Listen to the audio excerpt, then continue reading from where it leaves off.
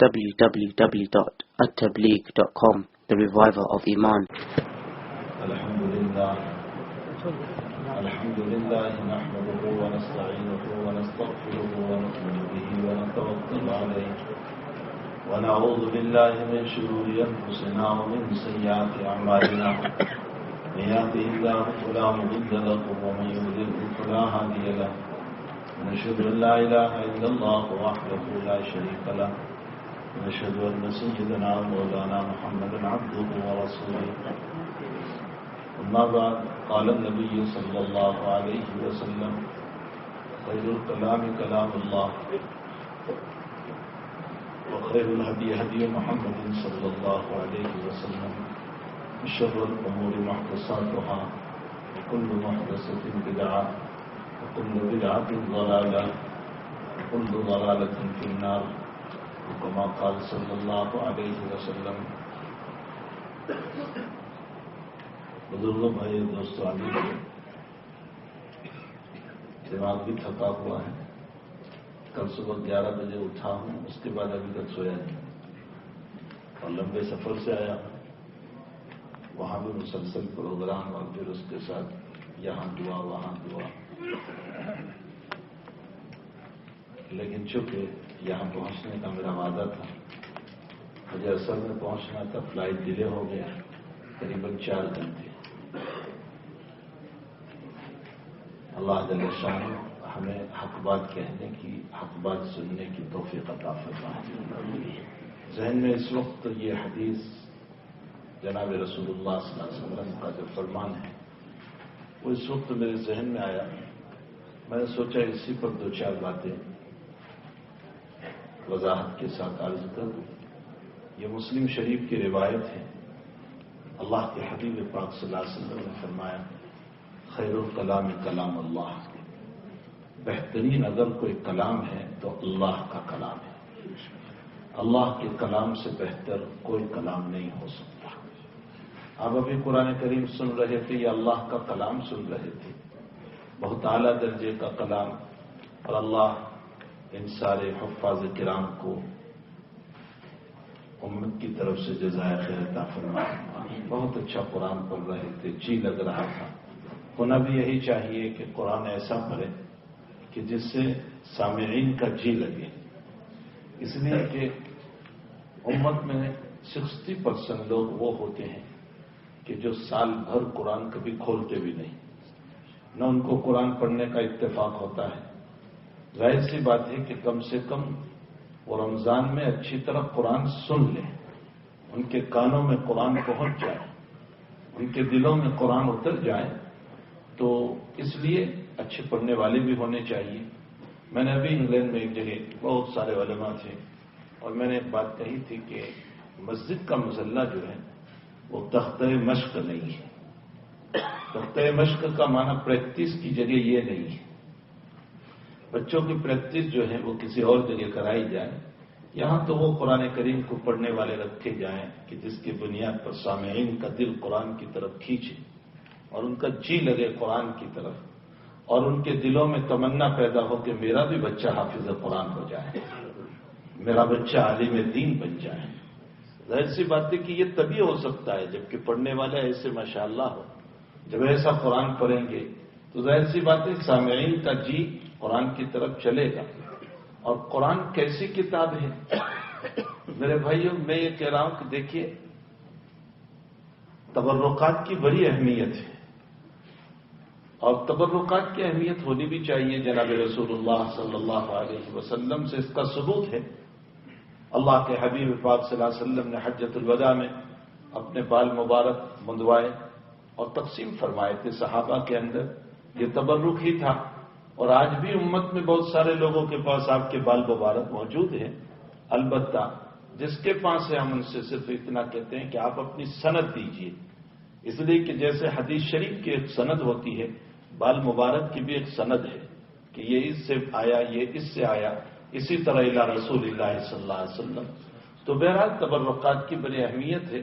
نبی علیہ الصلوۃ والسلام جب وضو فرماتے تھے تو صحابہ کرام آپ کے پانی کو یوں لے لیا کرتے تھے اور اپنے چہرے پر لگا لیا کرتے تھے. حضرت جب تھوکتے تھے تو آپ کا لعاب مبارک صحابہ اپنے ہاتھوں میں لے لیتے تھے اور اپنے چہرے پر مس کر لیا کرتے تھے. حضرت اپنے ناک کا پانی نکالتے تھے، صحابہ اپنے ہاتھوں میں لے لیتے تھے اور اپنے بدن پر مس کر لیا کرتے تھے. ام سلمہ رضی اللہ تعالیٰ عنہ کے مکان پر حضرت سوئے ہوئے ہیں اور پسینہ آ رہا ہے، نیند میں ہے حضرت اور پسینہ آ رہا ہے، اور ام سلمہ آہستہ آہستہ اس پسینے کو بوتل میں بھر رہی ہے، آہستہ سے لے رہی ہے، برتن میں لے رہی ہے. حضرت کی آنکھ کھلی. فرمائے کیا کر رہی ہے ام سلمہ؟ فرمایا حضرت دنیا میں اس سے بہتر کوئی خوشبو نہیں ہو سکتی ہے، سب سے اعلیٰ درجے کی خوشبو یہی ہے، ساری خوشبو اس کے سامنے ہیج ہے. کوئی اچھے عطر کے استعمال کرنے پر فخر کرتا ہو کہ میں 10,000 روپے کا تولہ استعمال کرتا ہوں اور 20,000 کا تولہ یا 50,000 کا تولہ، لیکن وہاں جب نبی کے بدن سے عطر لگتا تھا تو شاید وہ عطر فخر کرتا ہوگا کہ میں اس ذات اقدس سے لگا ہوں جس کو عطر کی کوئی ضرورت نہیں بلکہ عطر کو خود ان کے پسینے کی ضرورت ہے. تو جناب رسول اللہ صلی اللہ علیہ وسلم کی پسینے کو، ام سلمہ کی روایت بخاری شریف میں موجود ہے کہ اللہ کے حبیب پاک صلی اللہ علیہ وسلم کا جو ایک مشکیزہ تھا پانی پینے کا، حضرت نے ام سلمہ نے جہاں اللہ کے نبی کا منہ لگتا تھا اتنا حصہ یوں کاٹ لیا چمڑے کا. فرمایا مدینے میں کوئی آدمی بیمار پڑتا تھا تو میں پیالے میں پانی لیتی تھی اور اللہ کے حبیب پاک صلی اللہ علیہ وسلم کا منہ مبارک مشکیزے کے جس حصے سے لگا ہے اس چمڑے کے ٹکڑے کو میں پانی میں ڈال دیتی تھی، تھوڑی دیر رہنے دیتی تھی اور اس کے بعد بیمار کو پلا دیا کرتی تھی، اللہ تعالیٰ شفا دے دیا کرتا تھا. بہت سارے ایسے واقعات ہیں اور بہت سارے تبرکات ہیں. اگر حضرت کے تبرکات کو آج تمہیں دیکھنا ہو تو آپ ترکی استنبول چلے جائیں. استنبول کے اندر نبی علیہ الصلوۃ والسلام کے وہ سارے تبرکات جو آپ صلی اللہ علیہ وسلم کا بختر زرہ جس کو بولتے ہیں، رات کی تلوار، اور اس کے علاوہ وہ قرآن شریف جس پر حضرت عثمان رضی اللہ تعالیٰ عنہ کا خون مبارک گرا ہے، اور اسی طرح کے بہت سارے تبرکات وہاں استنبول کے میوزیم کے اندر موجود ہیں. ہمیں اس نیت سے اگر وہاں کا سفر ہو تو جانا چاہیے کہ آقا سے محبت ہے تو آقا کے استعمال کردہ چیزوں سے بھی محبت ہے. حضور پاک صلی اللہ علیہ وسلم کی استعمال کردہ چیزوں سے بھی ہمیں محبت ہے. بہرحال تبرکات اپنی جگہ بالکل ثابت ہے اور تبرکات کا کوئی انکار نہیں کر سکتا. بزرگوں کے بھی اپنے تبرکات ہوتے ہیں، کوئی اپنے شیخ کا بچا ہوا پانی پیتا ہے، کوئی اپنے شیخ کا بچا ہوا کھانا کھاتا ہے، یہ سب تبرکات ہے. مجھے تبرکات پر ایک روایت یاد آئی، بخاری شریف میں ہے کہ اللہ کے حبیب پاک صلی اللہ علیہ وسلم مسجد نبوی کے ممبر شریف پر بیٹھے ہوئے تھے اور آپ کے بائیں طرف یعنی آپ کے لیفٹ میں مشائخ بیٹھے ہوئے تھے، ابو بکر، عمر وغیرہ بیٹھے ہوئے تھے، اور آپ کے رائٹ میں آپ کے دائیں طرف ایک بچہ بیٹھا ہوا تھا، بہت بڑا بھی نہیں تھا، ایک بچہ بیٹھا ہوا تھا.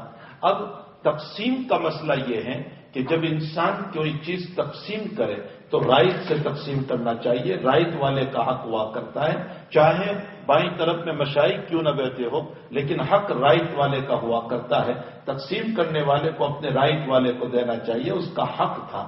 تو جب آپ نے پانی پیا اور جو پانی برتن میں پیالے میں بچ گیا تو چونکہ بچے کا حق تھا تو اللہ کے حبیب اس بچے سے پوچھ رہے ہیں بیٹے اگر تیری اجازت ہو تو میں ابو بکر کو دوں. اب دیکھیے بچہ ہے اور پوچھ رہے بیٹے اگر تیری اجازت ہو تو میں ابو بکر صدیق کو دوں جو اتنے بڑے صحابی ہیں، اتنے بڑے صحابی. امت کو اللہ کے حبیب نے ایک مسئلہ سکھایا کہ کسی بچے کو بچہ سمجھ کر اس کا حق ضائع نہ کرنا چاہیے، اگرچہ وہ بچہ ہے لیکن بہرحال بچہ اس کا حق ہے تو اس کا حق دینا چاہیے. اگر کوئی یتیم ہے تو یتیم کی یتیمی کی بنیاد پر اس کا حق ضائع نہیں کرنا چاہیے. اگر کوئی بیوہ ہے تو بیوہ کی بیوہ ہونے کی بنیاد پر کہ اس کا تو کوئی نہیں ہے، جس طرح چاہے اس کی زندگی سے کھیل کھیل لو، بیوی بیوہ کے حق کو ضائع نہیں کرنا چاہیے. اگر کوئی مجبور ہے تو مجبور کی مجبوری کی بنیاد پر اس کا حق ضائع نہیں کرنا چاہیے. کہنے کا مطلب یہ ہے کہ اس بچے سے اللہ کے حبیب نے امت کو تعلیم دی کہ بچے کو بچہ سمجھ کر کے یہ کہنا کہ یہ تو بچہ ہے چلو ابو بکر کو میں پانی دے دوں، فرمایا ایسا نہیں ہو سکتا ہے. تو جب بچے سے پوچھا کہ بیٹے اگر تمہاری اجازت ہو تو میں میرا بچا ہوا پانی جو ہے میں ابو بکر کو دوں، تو بچے نے کیا جواب دیا؟ فرمایا حضرت میں تو خود ہی انتظار میں بیٹھا ہوں کہ آپ کا تبرک مجھے ملے. میں کیسے ابو بکر کو دے دوں؟ بہرحال اللہ کے حبیب پاک صلی اللہ علیہ وسلم نے دیکھا کہ بچہ دینے سے انکار کر رہا ہے، تو حضرت نے اپنا بچا ہوا پانی جو تھا وہ بچے کو دے دیا۔ بہرحال اس سے بہت ساری روایتیں ہیں جس سے تبرکات کا ثبوت ہے، اپنی جگہ برکتیں تبرکات ثابت ہیں، مشائخ کے بھی تبرک ہے، اولیاء کرام کے بھی تبرک ہے۔ حضرت معین الدین چشتی رحمۃ اللہ علیہ نے 19 سال تک حضرت خواجہ عثمان ہارونی رحمۃ اللہ علیہ کی خدمت کی۔ خواجہ عثمان ہارونی رحمۃ اللہ علیہ بہت بڑی شخصیت تھی، ان کی خدمت میں معین الدین چشتی رحمۃ اللہ علیہ 19 سال رہے۔ اور معین الدین چشتی کا تقویٰ کیا تھا؟ خواجہ عثمان ہارونی جو ان کے شیخ تھے، ان کے گھر کا کھانا پکاتے تھے، ان کے باورچی خانے کا کھانا پکاتے تھے، لیکن فرماتے 19 سال میں اپنے شیخ کی اجازت کے بغیر ایک دانہ بھی میں نے اپنے پیٹ میں نہیں ڈالا۔ بڑی بات ہے، ایک آدمی وہاں رہتا ہے، پکا رہا ہے کھانا، اور پھر شیخ کی اجازت کے بغیر ایک دانہ بھی اپنے پیٹ میں نہ ڈالا۔ ظاہر سی بات ہے کہ جس شخصیت نے اپنے آپ کو ایسا بچایا ہوگا، آخر اللہ تعالیٰ اس کے تقوی کا فیضان امت میں کیوں نہیں پہنچائے گا؟ اس کے ہاتھوں لاکھوں انسان کیسے مسلمان نہیں ہوں گے؟ ظاہر سی بات ہے کہ اللہ تعالیٰ اس کے ہاتھوں لاکھوں کو مسلمان بنائے گا۔ فرمایا خواجہ عثمان ہارونی رحمۃ اللہ علیہ کی میں نے 19 سال خدمت کی، اور 19 سال جب پورے ہو رہے تو خواجہ عثمان ہارونی نے رات تہجد میں اپنے قریب بلایا اور سر پر امامہ باندھا اور فرمایا میں تمہیں آج سے امت کی صلاح و فلاح اور امت کی اصلاح کے لیے اجازت دے رہا ہوں، جس کو خلافت کہا جاتا ہے۔ فرمایا میں تمہیں اجازت دے رہا ہوں۔ تو اس موقع پر معین الدین چشتی رحمۃ اللہ علیہ فرماتے ہیں کہ جس وقت میرے سر پر امامہ باندھا جا رہا تھا، مجھے ایسا لگ رہا تھا کہ میرے اوپر جیسے پہاڑ رکھ دیا گیا ہو، ایسا مجھے محسوس ہو رہا تھا۔ لیکن جب شیخ نے اپنے سینے سے لگا لیا تو مجھے ایسا معلوم ہوا کہ میرا سارا غم اور سارا بوجھ جو ہے وہ ہلکا ہو گیا۔ تو یہ اکابر کے تبرکات اپنی جگہ اور اکابر کی کرامتیں اپنی جگہ بالکل ثابت ہیں۔ جب تبرکات کی اتنی اہمیت ہے تو پھر میں ایک تبرک آپ کو وہ بتاؤں جو بہت عظیم الشان تبرک ہے، اور وہ تبرک کیا ہے؟ قرآن کریم ہے۔ وہ کیسا تبرک ہے؟ وہ کسی شیخ کا تبرک نہیں ہے، وہ نبی کا تبرک نہیں ہے، وہ کسی رسول کا تبرک نہیں ہے، وہ اللہ کا تبرک ہے۔ اس لیے کہ قرآن کریم کو اللہ خود بولا ہے، یہ نہیں کہ اللہ نے لکھ کر دیا ہے۔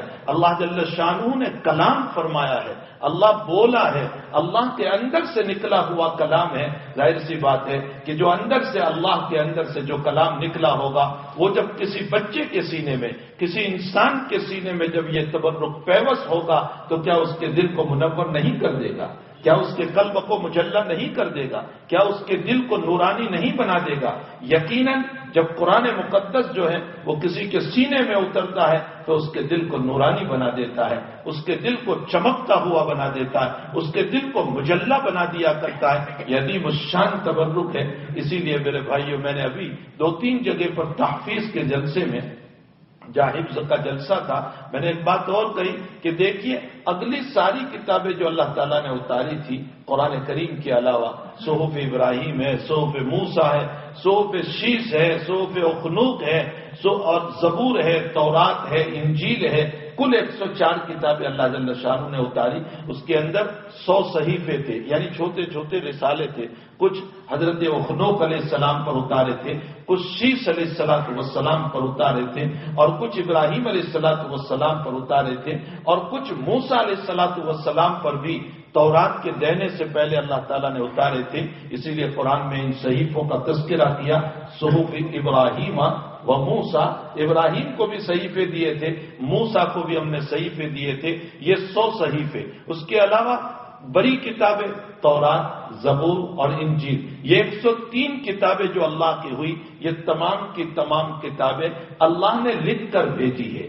آپ قرآن کریم کو پڑھیں گے تو آپ کو پتا چلے گا کہ حضرت موسیٰ علیہ السلام کو اللہ نے کوہ طور پر بلایا اور لکھی ہوئی تورات عطا فرمائی تھی، اور اس تورات کو لے کر آئے اور آپ نے دیکھا کہ میری قوم باغی ہو گئی اور بجائے اللہ کی پرستش کے گائے کے سامنے سجدہ کرنے لگ گئی، بچڑے کے سامنے سجدہ کرنے لگ گئے۔ آپ کو غصہ آیا اپنے بھائی ہارون علیہ السلام پر، ان کی داڑھی کھینچی اور فرمایا میں تجھے یہ امت حوالے کر کے گیا تھا اور اس امت کا کیا ہو گیا۔ اس موقع پر قرآن کریم میں ہے کہ آپ نے جب صحیفے کو زور سے یوں رکھا تو وہ صحیفہ چونکہ پتھر پر لکھا ہوا تھا اس لیے وہ پتھر ٹوٹ گیا، وہ صحیفہ ٹوٹ گیا، لیکن بہرحال پھر اس کو کسی طرح جوڑا گیا۔ اس سے معلوم ہوتا ہے کہ اگلی ساری کتابیں اللہ نے لکھ کر بھیجی تھی، قرآن مقدس صرف ایک ایسی کتاب ہے اللہ نے بول کر بھیجی، اللہ نے کلام فرمایا، حق تعالیٰ جل شانہ اس کو بولا ہے۔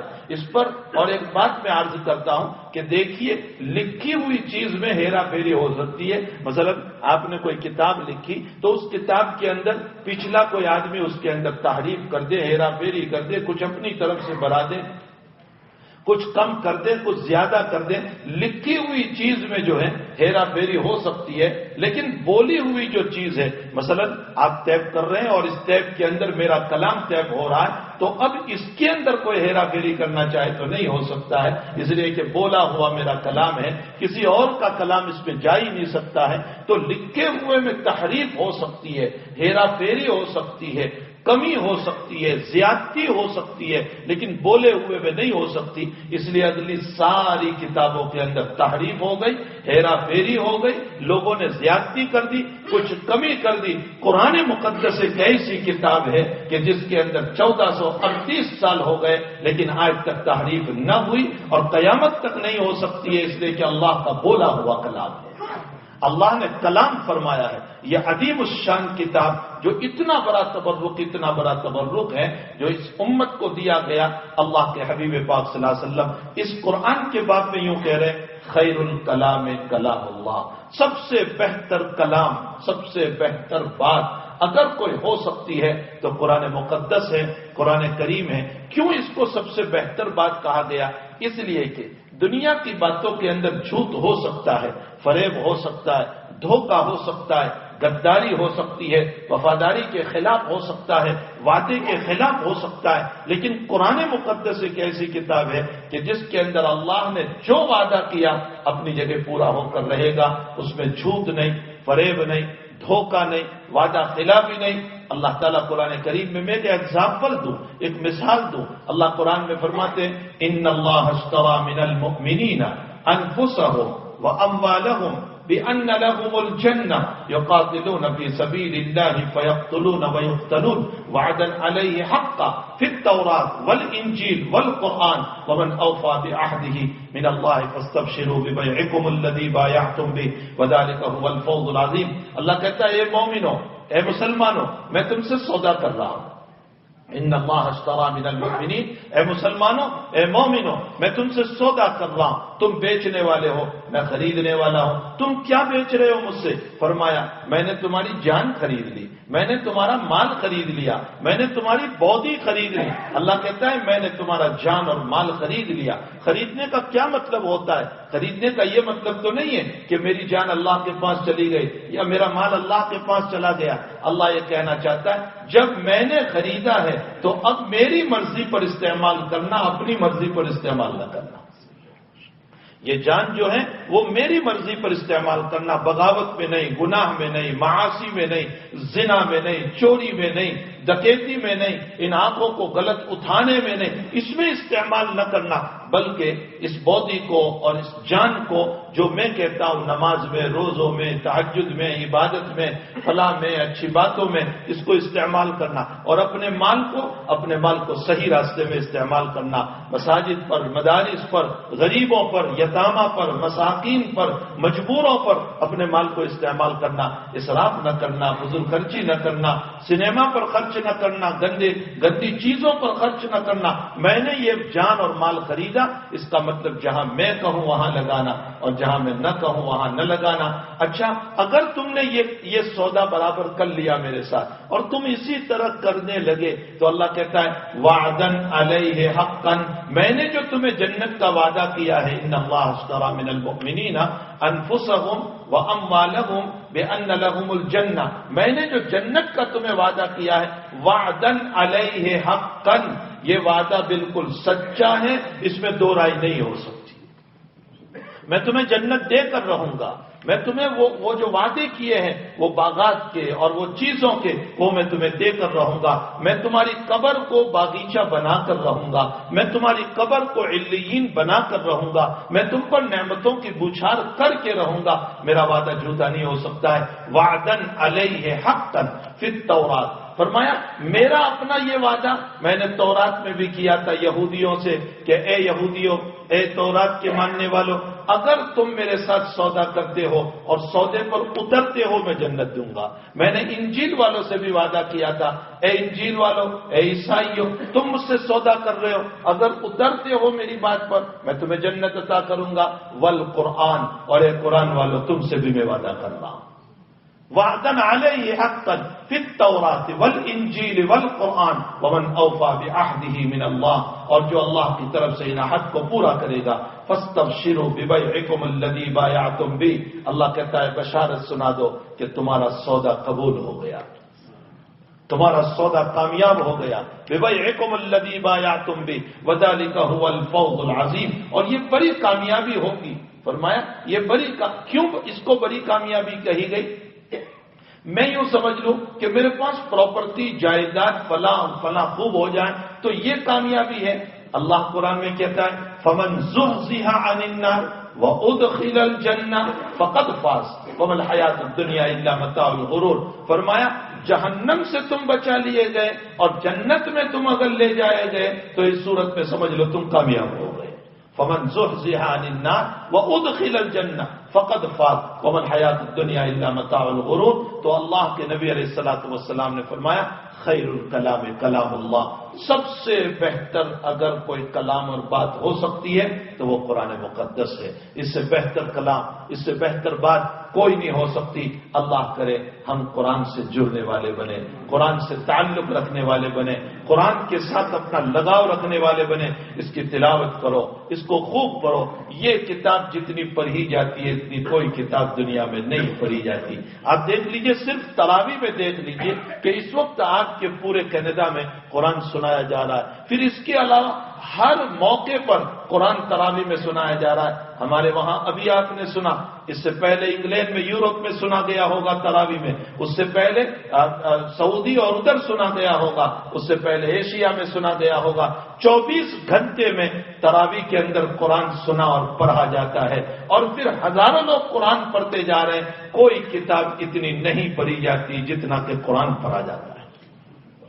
یہ قرآن مقدس جتنا پڑھا جاتا ہے، پھر عجیب و غریب حضرت علی فرماتے ہیں دنیا کی ساری کتابیں 2-4 مرتبہ پڑھنے سے اکتا جاؤ گے تم، ایک مرتبہ کتنی بہترین ناول کی کتاب کیوں نہ ہو، کتنی بہترین ڈرامے کی کتاب کیوں نہ ہو، 1 مرتبہ، 2 مرتبہ، 3 مرتبہ، 4 مرتبہ، 5 مرتبہ پڑھو، اس کے بعد آپ اکتا جاؤ گے۔ قرآن ایک ایسی کتاب ہے ساری زندگی پڑھتے رہو کبھی اکتاہٹ نہیں آتی، کبھی اکتاہٹ نہیں آتی، اس سے جی لگتا ہے، اس سے تعلق جڑتا ہے، اس سے دلوں میں سکون ملتا ہے، اس سے اطمینان ملتا ہے۔ میرے بھائیوں، یہ سکون کی چیز ہے۔ اس قرآن مقدس کو ہمیں اپنی زندگی میں اتارنا چاہیے، اس کی تلاوت کرنی چاہیے، اس کے معانی کو سمجھنا چاہیے۔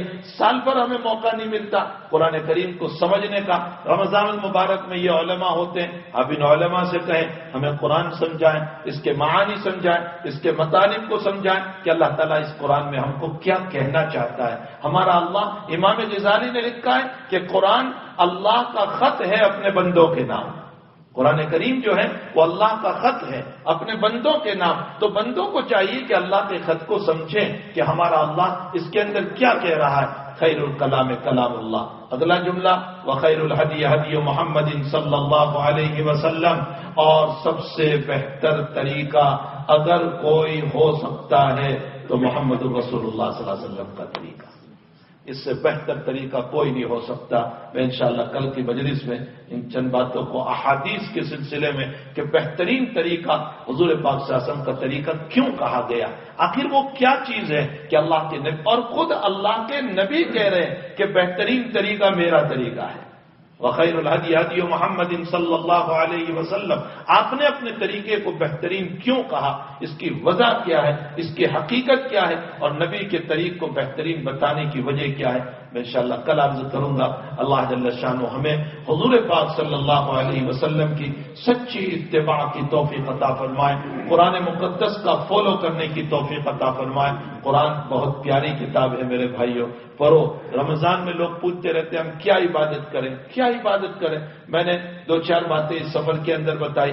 میں نے پہلی بات تو یہ بتائی، قرآن خوب پڑھو، خوب قرآن پڑھو، جتنا ہو سکے قرآن پڑھو، قرآن کریم کا ورد کرو، اور قرآن کو خوب اس رمضان مبارک میں پڑھو. کیوں قرآن کریم کو پڑھو؟ اللہ نے قرآن کی ابتدا بھی نازل کرنے کی رمضان ہی میں فرمائی. قرآن کریم جو نازل ہوا وہ رمضان ہی سے، شہر رمضان الذی انزل فیہ القرآن، رمضان المبارک کا مہینہ وہ ہے کہ جس میں ہم نے قرآن کو نازل فرمایا. جناب رسول اللہ صلی اللہ علیہ وسلم ہر رمضان میں دور کرتے تھے جبریل کے ساتھ. جیسے حفاظ کرام اپنے استاذ کو قرآن سناتے ہیں رمضان میں، یہ سنت ہے. اللہ کے نبی علیہ السلام بھی جبریل کو سناتے تھے، اور جبریل حضور کو سناتے تھے. کیا وہ نورانی مجلس ہوگی جس میں جبریل پڑھ رہے ہوں گے، حضور سن رہے ہوں گے، اور حضور پڑھ رہے ہوں گے، جبریل سن رہے ہوں گے. وہ کیا نورانی مجلس ہوگی. اور آخری رمضان جو تھا، آخری رمضان، اس کے بعد اللہ کے حبیب پاک صلی اللہ علیہ وسلم ربیع الاول میں دنیا سے تشریف لے گئے. یہ آخری رمضان میں 2 مرتبہ حضور نے سنایا اور 2 مرتبہ جبریل نے سنایا. یعنی 2 قرآن کا دور ہوا. اللہ کے نبی نے 2 مرتبہ اور جبریل امین نے 2 مرتبہ. وہ کیسی پیاری مجلس ہوگی جس میں نبی علیہ السلام قرآن سنا رہے ہوں گے، اور جبریل جو تمام فرشتوں کا بادشاہ ہے وہ سن رہا ہوگا، اور پھر جبریل پڑھ رہے ہوں گے، اور ساری کائنات کا مکھن اور تمام نبیوں کا سردار محمد رسول اللہ صلی اللہ علیہ وسلم سن رہے ہوں گے. تو قرآن کریم کو رمضان کے ساتھ خاص تعلق ہے، ایک تقدس ہے اس قرآن مقدس کو. رمضان میں اس کو خوب پڑھنا چاہیے. اور دوسرا، میں نے جگہ جگہ پر ایک بات بتائی کہ بھائی درود شریف کا کثرت سے اہتمام کرو. درود شریف کا کثرت سے، چلتے پھرتے درود شریف کا اہتمام کرو. درود شریف کس نیت سے تم پڑھو گے، یہ ایک مسئلے کی وضاحت کر دو. کس نیت سے؟ ابھی ہمارے شیخ نے، حضرت شیخ یونس صاحب نے اپنے استاد محترم اور اپنے پیر و مرشد حضرت مولانا محمد زکریا صاحب کاندلوی نفر اللہ مرقدہ کے حوالے سے سنایا. فرمایا درود شریف پڑھنے سے پہلے یہ نیت کرو، اللہ کا حکم ہے، نبی کا حق ہے. اللہ کا حکم ہے، نبی کا حق ہے. اللہ نے مجھ کو کہا ہے صلو وسلموا تسلیما، اور نبی علیہ السلام کا مجھ پر حق بنتا ہے کہ میں آپ پر درود پڑھوں. جب میں درود پڑھوں تو میرے ذہن میں یہ بات ہو کہ میں اللہ کے حکم کو ادا کر رہا ہوں اور نبی علیہ السلام کے حق کو پورا کر رہا ہوں. اس نیت سے ہمیں درود شریف پڑھنا چاہیے. 2 باتیں. اور تیسرا، کثرت سے استغفار کا اہتمام کرو. مبارک مہینہ ہے، اللہ معافی پر آیا ہوا ہے، تو ہمیں چاہیے کہ ہم کثرت سے استغفار کا اہتمام کریں. یہ 3 چیزیں ہمیں رمضان المبارک میں اہتمام کے ساتھ رکھنی چاہیے. اللہ جل شانہ ہم تمام کو عمل کی توفیق عطا فرمائے. اللہم صلی وسلم دائما ابدا علی حبیبک خیر الخلق کلہم. ربنا آتنا فی الدنیا حسنہ وفی الآخرۃ حسنہ وقنا عذاب النار. اللہم انا نسألک العفو والعافیۃ فی الدین والدنیا والآخرہ. توفنا مسلما والحقنا بالصالحین غیر خزایا ولا ندامى ولا مخزومین. ربنا ظلمنا انفسنا وان لم تغفر لنا وترحمنا لنكونن من الخاسرين. اللهم باعد بيننا وبين خطايانا كما بعدت بين المشرق والمغرب. اللهم نقِ خطايانا كما ينقى الثوب الأبيض من الدنس. اللهم إنا نسألك من خير ما سألك منه نبيك ورسولك محمد صلى الله عليه وسلم، ونعوذ بك من شر ما استعاذ منه نبيك ورسولك محمد صلى الله عليه وسلم. وصلى الله على النبي الكريم برحمتك يا أرحم الراحمين.